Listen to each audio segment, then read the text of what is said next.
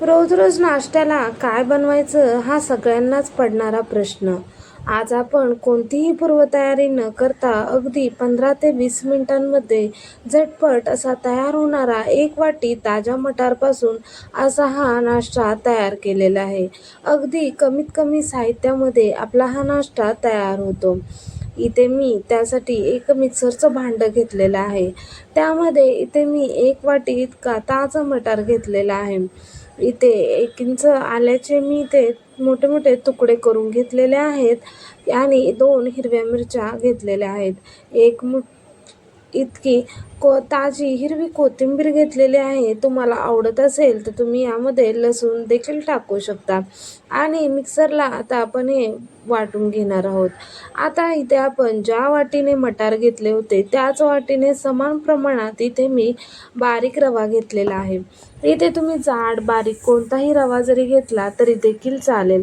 आता यामध्ये आपण त्याच वाटीने अर्धी वाटी इतकं दही यामध्ये टाकून घेतलेलं आहे. आता आपण आधी अर्धी वाटी इतकं पाणी टाकायचं आणि चमच्याने वर खाली करून घेणार आहोत. आणि आणखीन अर्धी वाटी इतकं पाणी यामध्ये मी टाकलेलं आहे. म्हणजे एकूण 1 वाटी इतकं पाणी मी यामध्ये टाकून घेतलं आणि मिक्सरला छान असं पुन्हा एकदा आपण हे सर्व मिश्रण फिरवून घेणार आहोत. आता हे सर्व मिश्रण मी एका भांड्यामध्ये काढून घेतलेलं आहे. आता यामध्ये मी एक मध्यम आकाराचा बारीक चिरलेला कांदा टाकणार आहे. चवीप्रमाणे मीठ टाकून घेतलं आणि छान असं 1-2-3 मिनिटं आपण हे सर्व मिश्रण फेटून घेतलेलं आहे. जेणेकरून हे मिश्रण छान हलकं होतं आणि आपला हा नाश्ता मस्त असा तयार होतो. आता इथे मी कांदा बारीक चिरून एक टाकलेला आहे. तुम्ही आवडत असेल तर टाकू शकता, नाही टाकला तरी देखील चालेल. आता तुम्ही याच मिश्रणापासून आप्पे देखील तयार करू शकता. इथे मी पाव चमचा इतका खाण्याचा सोडा टाकलेला आहे आणि हे मिश्रण छान असं एकजीव करून घ्यायचं आहे. इथे मी एक फोडणी पात्र घेतलेलं आहे. त्यामध्ये आपण 1 चमचाभर इतकं तेल टाकून घ्यायचं आणि यातील जे मिश्रण आहे ते 2 पळ्या इतकं मिश्रण मी यामध्ये टाकून घेतलेलं आहे. आता यामध्ये मिश्रण टाकल्यानंतर आपण एखाद्या ताटलीने ते झाकून घ्यायचं आणि 1-2 मिनिटं छान असं एका साईडने आपण हे भाजून घेणार आहोत. 1-2 मिनिटांनंतर वरच्या साईडने देखील मी थोडंसं तेल टाकून घेतलेलं आहे.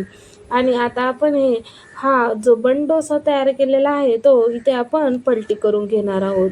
इथे मी या पद्धतीने पलटी करून घेतलेला आहे. आता खालच्या बाजूने देखील 1-2 मिनिटं छान असं हे नाश्त्याचा पदार्थ आपण भाजून घेणार आहोत. इथे मी खालच्या बाजूने देखील 1-2 मिनिटं मस्त असा हा बन डोसा आपला मी इथे भाजून घेतलेला आहे.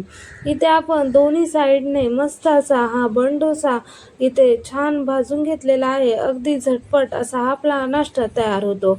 व्हिडिओ जर आवडला असेल तर व्हिडिओला एक लाईक करा आणि चॅनेलला सबस्क्राईब करा.